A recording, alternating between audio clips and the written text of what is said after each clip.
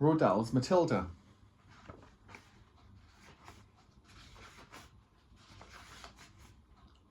Chapter 21, A New Home.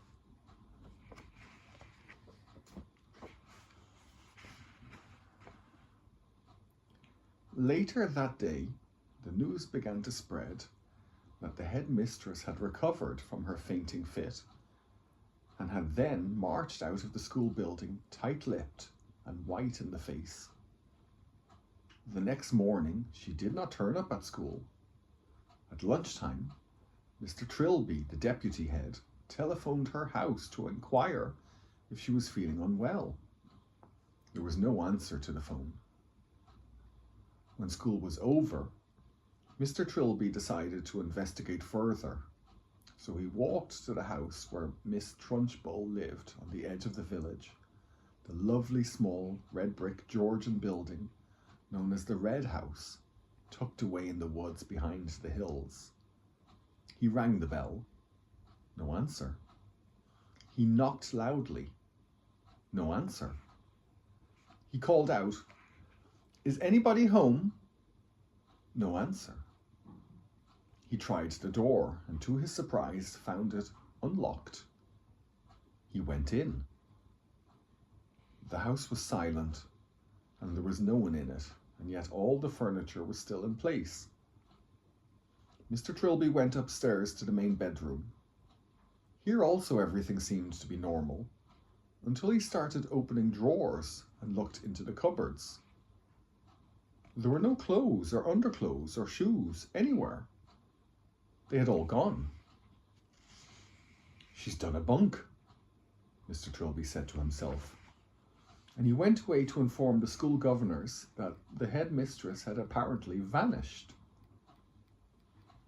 On the second morning, Miss Honey received, by registered post, a letter from a firm of local solicitors informing her that the last will and testament of her late father, Dr. Honey, had suddenly and mysteriously turned up. This document revealed that ever since her father's death, Miss Honey had in fact been the rightful owner of a property on the edge of the village known as the Red House, which until recently had been occupied by a Miss Agatha Trunchbull. The will also showed that her father's lifetime savings, which fortunately were still safely in the bank, had also been left to her. The solicitor's letter added that if Miss Honey would kindly call into the office as soon as possible, then the property and the money could be transferred into her name very rapidly. Miss Honey did just that, and within a couple of weeks she had moved into the Red House, the very place in which she had been brought up and where luckily all the family furniture and pictures were still around. From then on, Matilda was a welcome visitor to the Red House every single evening after school, and a very close friendship began to develop between the teacher and the small child. Back at school, great changes were also taking place. As soon as it became clear that Miss Trunchbull had completely disappeared from the scene, the excellent Mr. Trilby was appointed head teacher in her place. And very soon after that, Matilda was moved up into the top form, where Miss Plimsoll quickly discovered that this amazing child was every bit as bright as Miss Honey had said.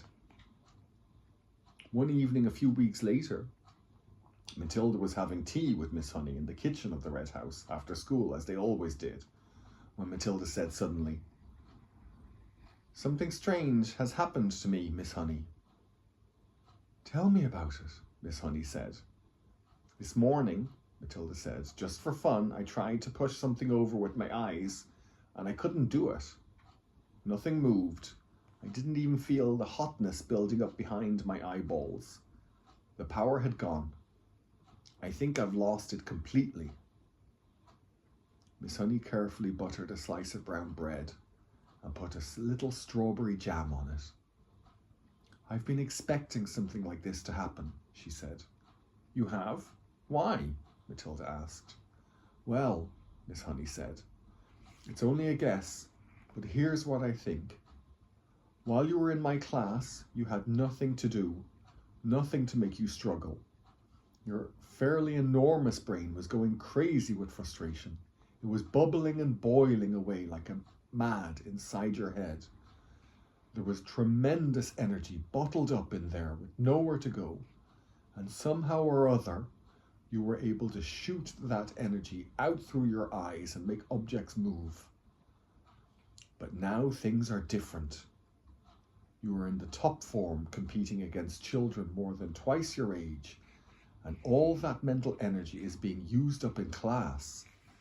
Your brain is for the first time having to struggle and strive and keep really busy, which is great. That's only a theory, mind you, and maybe a silly one, but I don't think it's far off the mark. I'm glad it happened, Matilda said. I wouldn't want to go through life as a miracle worker. You've done enough, Miss Honey said. I can still hardly believe you made all this happen for me. Matilda, who was perched on a tall stool at the kitchen table, ate her bread and jam slowly. She did so love these afternoons with Miss Honey.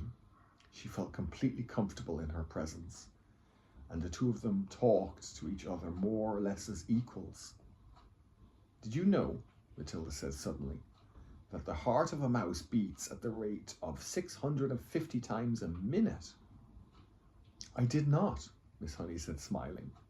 How absolutely fascinating. Where did you read that? In a book from the library, Matilda said. And that means it goes so fast you can't even hear the separate beats. It must sound just like a buzz. It must, Miss Honey said. And how fast do you think a hedgehog's heart beats? Matilda asked. Tell me, Miss Honey said, smiling again. It's not as fast as a mouse, Matilda said. It's 300 times a minute. But even so, you wouldn't have thought it went as fast as that in a creature that moves so slowly, would you, Miss Honey? I certainly wouldn't, Miss Honey said. Tell me one more. A horse, Matilda said. That's really slow. It's only 40 times a minute. This child, Miss Honey told herself, seems to be interested in everything.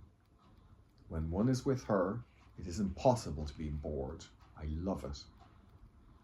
The two of them stayed sitting and talking in the kitchen for an hour or so longer, and then, at about 6 o'clock, Matilda said good night and set out to walk home to her parents' house, which was about an 8-minute journey away. When she arrived at her own gate, she saw a large black Mercedes motor car parked outside. She didn't take too much notice of that. There were often strange cars parked outside her father's place. But when she entered the house, she was confronted by a scene of utter chaos. Her mother and father were both in the hall, frantically stuffing clothing and various objects into suitcases. What on earth's going on? She cried. What's happening, Daddy? We're off, Mr. Wormwood said, not looking up. We're leaving for the airport in half an hour, so you'd better get packed. Your brother's upstairs all ready to go. Get a move on, girl. Get going. Off? Matilda cried out. Where to? Spain, the father said. It's a better climate than this lousy country. Spain? Matilda cried. I don't want to go to Spain. I love it here, and I love my school. Just do as you're told and stop arguing, the father snapped. I've got enough troubles without messing about with you. But Daddy, Matilda began. Shut up, the father shouted. We're leaving in 30 minutes. I'm not missing that plane. But how long for, Daddy? Matilda cried. When are we coming back? We aren't, the father said. Now beat it, I'm busy. Matilda turned away from him and walked out through the open front door. As soon as she was on the road, she began to run. She headed straight back towards Miss Honey's house, and she reached it in less than 4 minutes. She flew up the drive, and suddenly she saw Miss Honey in the front garden, standing in the middle of a bed of roses, doing something with a pair of clippers. Miss Honey had heard the sound of Matilda's feet racing over the gravel, and now she straightened up and turned and stepped out of the rosebed as the child came running up. My, she said, what in the world is the matter? Matilda stood before her, panting, out of breath, her small face flushed crimson all over. They're leaving, she cried. They've all gone mad, and they're filling their suitcases and they're leaving for Spain in about 30 minutes. Who is?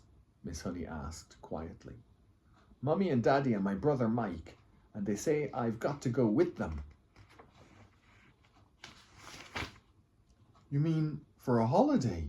Miss Honey asked. Forever, Matilda cried. Daddy said we're never coming back.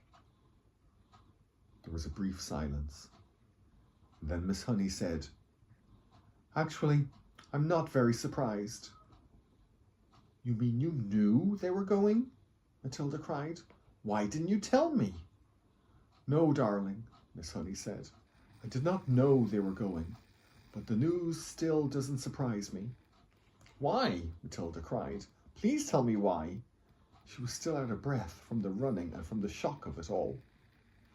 Because your father, Miss Honey said, is in with a bunch of crooks. Everyone in the village knows that. My guess is that he is a receiver of stolen cars from all over the country. He's in it deep. Matilda stared at her open-mouthed. Miss Honey went on. People brought stolen cars to your father's workshop where he changed the number plates and resprayed the bodies a different colour and all the rest of it. And now somebody's probably tipped him off that the police are onto him, and he's doing what they all do, running off to Spain where they can't get him. He'll have been sending his money out there for years, all ready and waiting for him to arrive. They were standing on the lawn in front of the lovely red brick house with its weathered red tiles and its tall chimneys, and Miss Honey still had the pair of green clippers in one hand. It was a warm golden evening, and a blackbird was singing somewhere nearby. I don't want to go with them, Matilda shouted suddenly. I won't go with them. I'm afraid you must, Miss Honey said. I want to live here with you, Matilda cried out. Please let me live here with you.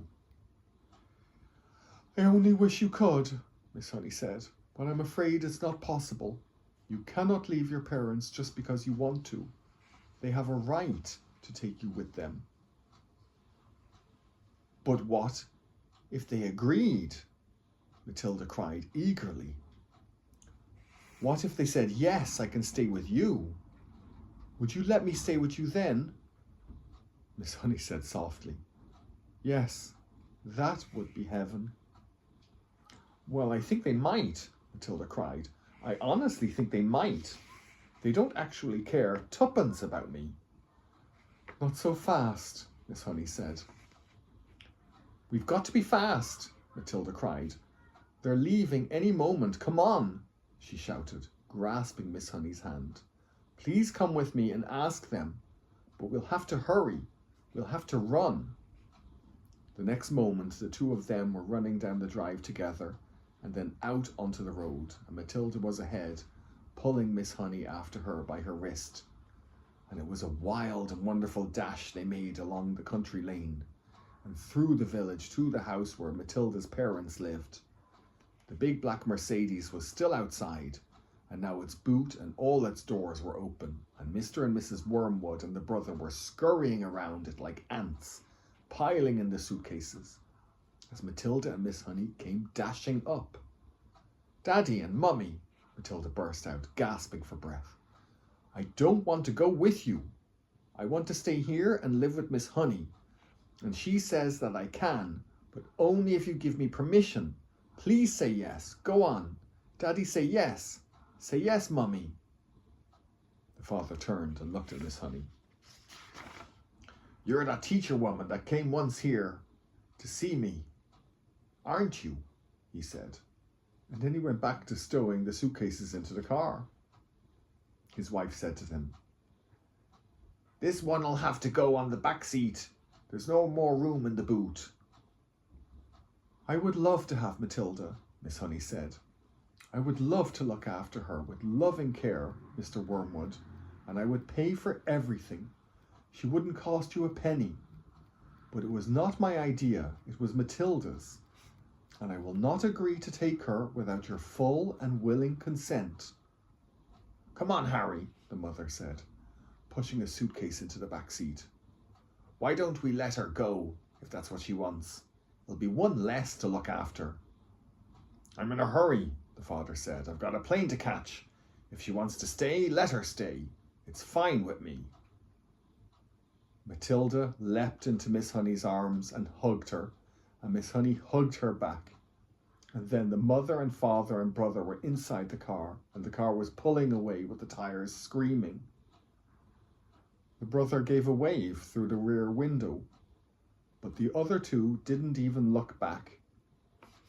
Miss Honey was still hugging the tiny girl in her arms, and neither of them said a word as they stood there watching the big black car tearing round the corner at the end of the road and disappearing forever into the distance.